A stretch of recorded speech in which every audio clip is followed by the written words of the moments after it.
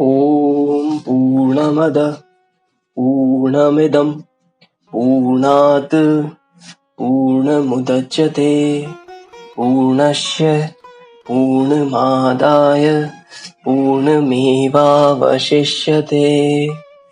श्री जगदम्बिकायै नमः। आज हम परम कल्याणमयी जगत जननी माँ अम्बा की कृपा से पंचम स्कंद का 9वां अध्याय का पठन और श्रवण शुरू करने जा रहे हैं, जिसमें कि देवताओं द्वारा भगवती को आयुध और आभूषण समर्पित करना तथा उनकी स्तुति करना, देवी का प्रचंड अट्टहास करना, जिसे सुनकर महिषासुर का उद्विग्न होकर अपने प्रधान अमात्य को देवी के पास भेजना वर्णित है। ओम चंडिका देवी को नमस्कार है। व्यास जी बोले, हे राजन, तब भगवान विष्णु का यह वचन सुनकर सभी देवता बहुत प्रसन्न हुए। वे तुरंत महालक्ष्मी को वस्त्र, आभूषण और अपने अपने आयुध प्रदान करने लगे। क्षीर सागर ने देवी को दिव्य रक्त वर्ण वाले, महीन तथा कभी भी जीर्ण न होने वाले 2 वस्त्र, निर्मल तथा मनोहर हार, करोड़ों सूर्य के समान प्रकाशमान दिव्य चूड़ामणि, 2 सुंदर कुंडल तथा कड़े प्रसन्नता पूर्वक दिए। विश्वकर्मा ने भुजाओं पर धारण करने के लिए बाजूबंद और अनेक प्रकार के रत्न चटित दिव्य कंकण प्रसन्न चित्त होकर उन्हें प्रदान किए। साथ ही त्वष्टा ने मधुर ध्वनि वाले चमकीले, स्वच्छ, रत्न चटित और सूर्य के समान प्रकाशमान 2 नुपुर पैरों में पहनने के लिए उन्हें प्रदान किए। महासमुद्र ने उन्हें गले में धारण करने के लिए मनोहर कंठहार और रत्नों से निर्मित तेजोमय अंगूठियां प्रदान की। वरुण देव ने कभी न मुरझाने वाले कमलों की वैजंती नामक माला, जो सुगंध से परिपूर्ण थी तथा जिस पर भौरे मंडरा रहे थे, भगवती को प्रदान की। हिमवान ने प्रसन्न होकर उन्हें नाना प्रकार के रत्न तथा सुवर्ण के समान चमकीले वर्ण वाला एक मनोहर सिंह वाहन के रूप में प्रदान किया। सभी लक्षणों से संपन्न तथा सुंदर रूप वाली वे कल्याणमयी श्रेष्ठ भगवती दिव्य आभूषणों से विभूषित होकर सिंह पर आरूढ़ होकर अत्यंत सुशोभित हो रही थी। तत्पश्चात भगवान विष्णु ने अपने चक्र से उत्पन्न करके सहस्त्र अरों वाला तेज संपन्न और दैत्यों का सिर काट लेने की सामर्थ्य वाला एक चक्र उन्हें प्रदान किया। शंकर जी ने अपने त्रिशूल से उत्पन्न करके भगवती को एक ऐसा उत्तम त्रिशूल अर्पण किया जो दानवों को काट डालने की शक्ति से संपन्न तथा देवताओं के भय का नाश करने वाला था। वरुण देव ने अपने शंख से उत्पन्न करके प्रसन्नचित्त होकर देवी जी को एक ऐसा शंख प्रदान किया जो मंगलमय, अत्यंत उज्जवल तथा तीव्र ध्वनि करने वाला था। अग्निदेव ने प्रसन्न चित्त होकर सैकड़ों शत्रुओं का संहार करने वाली, मन के समान तीव्र गति से चलने वाली तथा दैत्यों का विनाश करने वाली एक शक्ति उन्हें प्रदान की। पवन देव ने उन भगवती महालक्ष्मी को बाणों से भरा हुआ एक तरकस तथा देखने में अत्यंत अद्भुत, कठिनाई से खींचा जा सकने वाला और कर्कश टंकार करने वाला धनुष प्रदान किया। देवराज इंद्र ने अपने वज्र से उत्पन्न करके एक अत्यंत भयंकर वज्र तथा ऐरावत हाथी से उतारकर एक परम सुंदर तथा तीव्र ध्वनि वाला घंटा तुरंत भगवती को अर्पण किया। यमराज ने अपने काल दंड से आविर्भूत एक ऐसा दंड भगवती को प्रदान किया जिससे वे समय आने पर सभी प्राणियों का अंत करते थे। ब्रह्मा जी ने गंगा जल से परिपूर्ण दिव्य कमंडलू और वरुण देव ने अपना पास उन्हें प्रसन्नता पूर्वक प्रदान किया। हे राजन, काल ने महालक्ष्मी को खड़ग तथा ढाल दिए और विश्वकर्मा ने उन्हें तीक्ष्ण परशु अर्पण किया। कुबेर ने भगवती को एक सुवर्णमय पान पात्र तथा वरुण ने उन्हें दिव्य तथा मनोहर कमल पुष्प प्रदान किया। प्रसन्न मन वाले त्वष्टा ने सैकड़ों घंटों के समान ध्वनि करने वाली और दानवों का विनाश कर डालने वाली कौमोदकी नामक गदा उन्हें प्रदान की। साथ ही उन त्वष्टा ने जगत जननी भगवती महालक्ष्मी को अनेक प्रकार के अस्त्र तथा अभेद्य कवच प्रदान किए और सूर्य देव ने उन्हें अपनी किरणें प्रदान की। इस प्रकार सभी आयुधों तथा आभूषणों से युक्त उन भगवती को देखकर देवतागण अत्यंत विस्मित हुए और त्रैलोक्य मोहिनी उन कल्याणकारिणी देवी की स्तुति करने लगे। देवता बोले, शिव को नमस्कार है, कल्याणी शांति, शिवा को नमस्कार है और पुष्टि देवी को बार बार नमस्कार है, भगवती को नमस्कार है, देवी रुद्राणी को नमस्कार है, देवी रुद्राणी को निरंतर नमस्कार है। आप कालरात्रि, अम्बा तथा इंद्राणी को बार बार नमस्कार है। आप सिद्धि, बुद्धि, वृद्धि तथा वैष्णवी को बार बार नमस्कार है। पृथ्वी के भीतर स्थित रहकर जो पृथ्वी को नियंत्रित करती है, किंतु पृथ्वी जिन्हें नहीं जान पाती, उन परा परमेश्वरी की मैं वंदना करता हूँ। जो माया के अंदर स्थित रहने पर भी माया के द्वारा नहीं जानी जा सकी तथा जो माया के अंदर विराजमान रहकर उसे प्रदान करती हैं, उन जन्म रहित तथा प्रेरणा प्रदान करने वाली भगवती शिवा को हम नमस्कार करते हैं। हे माता, आप हमारा कल्याण करें और शत्रुओं से संत्रस्त हम देवताओं की रक्षा करें। आप अपने तेज से इस मोहग्रस्त पापी महिषासुर का वध कर डालें।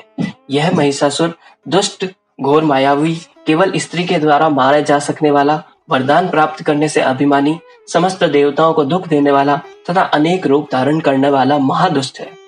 हे भक्त वत्सले, एकमात्र आप ही सभी देवताओं की शरण है। दानव महिषासुर से पीड़ित हम देवताओं की आप रक्षा कीजिए। हे देवी, आपको नमस्कार है। व्यास जी बोले, इस प्रकार सब देवताओं की स्तुति करने पर समस्त सुख प्रदान करने वाली महादेवी मुस्कुराकर उन देवताओं से यह मंगलमय वचन कहने लगी। देवी बोली, हे देवतागण, आप लोग मंद बुद्धि महिषासुर का भय त्याग दे। मैं वर पाने के कारण अभिमान में चूर तथा मोहग्रस्त उस महिषासुर को आज ही रण में मार डालूंगी। व्यास जी बोले, देवताओं से ऐसा कहकर वे भगवती अत्यंत उच्च स्वर में हंस पड़ी। वे बोली, इस संसार में यह बड़ी विचित्र बात है कि यह सारा जगत ही भ्रम तथा मोह से ग्रसित है।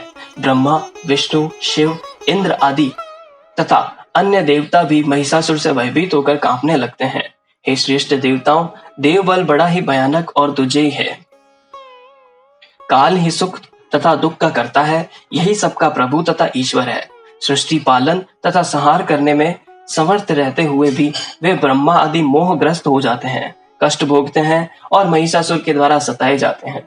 मुस्कुराकर ऐसा कहने के पश्चात देवी अट्टहास करने लगी। उस अट्टहास का महाभयानक गर्जन दानवों को भयभीत कर देने वाला था। उस अद्भुत शब्द को सुनकर पृथ्वी कांपने लगी। सभी पर्वत चलायमान हो उठे और अगाध महासमुद्र में क्षोभ उत्पन्न होने लगा। उस शब्द से सुमेरु पर्वत हिलने लगा और सभी दिशाएं गूंज उठी। उस तीव्र ध्वनि को सुनकर सभी दानव पर भी भयभीत हो गए। सभी देवता परम प्रसन्न होकर आपकी जय हो, हमारी रक्षा करो, ऐसा उन देवी से कहने लगे। अभिमान में चूर महिषासुर ने भी वह ध्वनि सुनकर क्रुद्ध हो उठा। उस ध्वनि से सशंकित महिषासुर ने दैत्यों से पूछा, यह कैसी ध्वनि है? इस ध्वनि के उद्गम स्थल को जानने के लिए दूतगण तत्काल यहाँ से जाएं। कानों को पीड़ा पहुंचाने वाला यह अति भीषण शब्द किसने किया है? देवता या दानव, जो कोई भी इस ध्वनि को उत्पन्न करने वाला हो, उस दुष्टात्मा को पकड़कर मेरे पास ले आए। ऐसा गर्जन करने वाले उस अभिमान के मद में उन्मत्त दुराचारी को मैं मार डालूंगा। मैं क्षीण आयु तथा मंद बुद्धि वाले उस दुष्ट को अभी यमपुरी पहुंचा दूंगा। देवता मुझसे पराजित होकर भयभीत हो गए हैं, अतः वह ऐसा गर्जन कर ही नहीं सकते। दानव भी ऐसा नहीं कर सकते, क्योंकि वह सब तो मेरे अधीन है। तो फिर यह मूर्खतापूर्ण चेष्टा किसकी हो सकती है? अब दूतगण इस शब्द के कारण का पता लगाकर मेरे पास शीघ्र आए। तत्पश्चात मैं स्वयं वहां जाकर ऐसा व्यर्थ कर्म करने वाले का, उस पापी का वध कर दूंगा। व्यास जी बोले, महिषासुर के ऐसा कहने पर वे दूत शब्द के कारण पता लगाते लगाते समस्त सुंदर अंगों वाली, 18 भुजाओं वाली, दिव्य विग्रहमयी, सभी प्रकार के आभूषणों से अलंकृत, संपूर्ण शुभ लक्षणों से संपन्न, उत्तम आयुध धारण करने वाली और हाथ में मधुपात्र लेकर बार बार उसका पान करती हुई भगवती के पास पहुंच गए। उन्हें देखकर वे भयभीत हो गए और व्याकुल तथा सशंकित होकर वहां से भाग चले। महिषासुर के पास आकर वे उसकी ध्वनि का कारण बताने लगे। दूत बोले, हे दैत्येंद्र, वह कोई अनुभवी स्त्री है और देवी की भांति दिखाई देती है। उस स्त्री के सभी अंगों में आभूषण विद्यमान है तथा वह सभी प्रकार के रत्नों से सुशोभित है। वह स्त्री न तो मायावी है और न तो आसुरी है। दिव्य विग्रह वाली वह स्त्री बड़ी मनोहर है। 18 भुजाओं वाली वह श्रेष्ठ नारी नाना विधि आयुध धारण करके सिंह पर विराजमान है। वही स्त्री गर्जन कर रही है। वह मदोन्मत्त दिखाई दे रही है। वह निरंतर मद्यपान कर रही है। हमें ऐसा जान पड़ता है कि वह अभी विवाहिता नहीं है। देवतागण आकाश में स्थित होकर प्रसन्नता पूर्वक उसकी इस प्रकार स्तुति कर रहे हैं। हे प्रभु, आपकी जय हो, हमारी रक्षा करो और शत्रुओं का वध करो। मैं यह नहीं जानता कि वह सुंदरी कौन है, किसकी पत्नी है, वह सुंदरी यहाँ किस लिए आई हुई है और वह क्या करना चाहती है। उस स्त्री के तेज से चकाचौंध हम लोग उसे देखने में समर्थ नहीं हो सके। वह स्त्री श्रृंगार, वीर, हास्य, रौद्र और अद्भुत, इन सभी रसों से परिपूर्ण थी। इस प्रकार की अद्भुत रूप वाली नारी को देखकर हम लोग बिना कुछ कहे ही आपके आज्ञा अनुसार लौट आए। हे राजन, अब इसके बाद क्या करना चाहिए? महिषासुर बोला, हे वीर, हे मंत्री श्रेष्ठ, तुम मेरे आदेश से सेना साथ में लेकर जाओ और साम आदि उपायों से उस सुंदर मुख वाली स्त्री को यहाँ ले आओ। यदि वह स्त्री साम, दान और भेद, इन तीनों उपायों से भी यहाँ न आए तो उस सुंदरी को बिना मारे ही पकड़कर मेरे पास ले आओ। यदि वह मृग नयनी प्रीतिपूर्वक आएगी तो मैं हंस के समान बोहों वाली उस स्त्री को प्रसन्नता पूर्वक अपनी पटरानी बनाऊंगा। मेरी इच्छा समझकर इस प्रकार रस भंग न हो वैसा करना। मैं उसकी रूप राशि की बात सुनकर मोहित हो गया हूँ।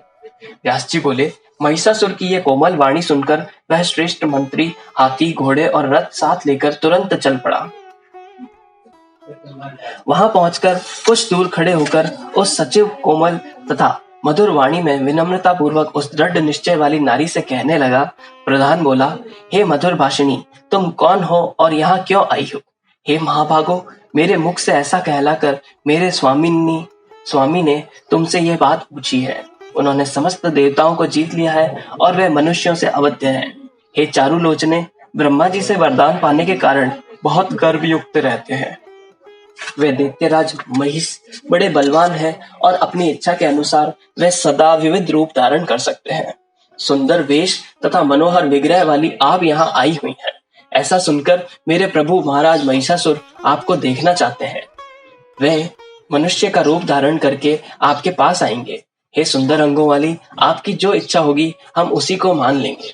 हे बाल मृग के समान नेत्रों वाली, अब आप उन बुद्धिमान राजा महिष के पास चले, और नहीं तो मैं स्वयं जाकर आपके प्रेम में लीन राजा महिष को यहाँ ले आऊंगा। हे देवेशी, आपके मन में जैसी इच्छा होगी मैं वही करूंगा। आपके रूप के विषय में सुनकर वे पूर्ण रूप से आपके वशवर्ती हो गए हैं। हे करुभोग, आप शीघ्र बताएं, मैं उसी के अनुसार कार्य करूंगा। इस प्रकार 18,000 श्लोकों वाली श्रीमद् देवी भागवत महापुराण संहिता के अंतर्गत पंचम स्कंद का महिषासुर के मंत्री का देवी से वार्ता वर्णन नामक 9वां अध्याय। ओम तत्सत।